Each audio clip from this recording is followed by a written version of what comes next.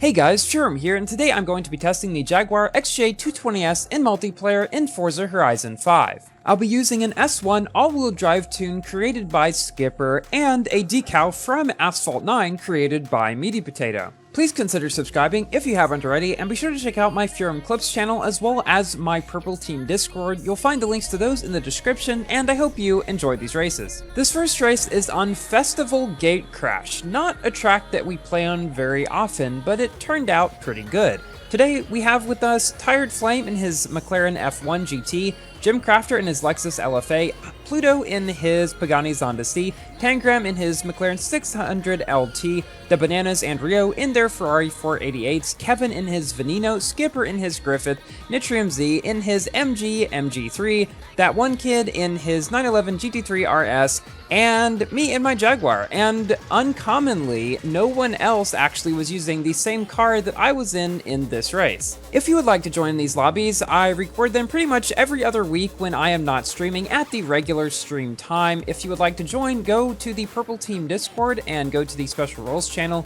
You can pick the Forza role, which I will ping every time I do one of these private lobbies. Now, this Saturday I will be streaming as per my usual schedule. Usually the weekend after I would be recording a Forza video. However, on that Saturday I will be moving to a different apartment for my summer internship, so there will be no Forza recording that week.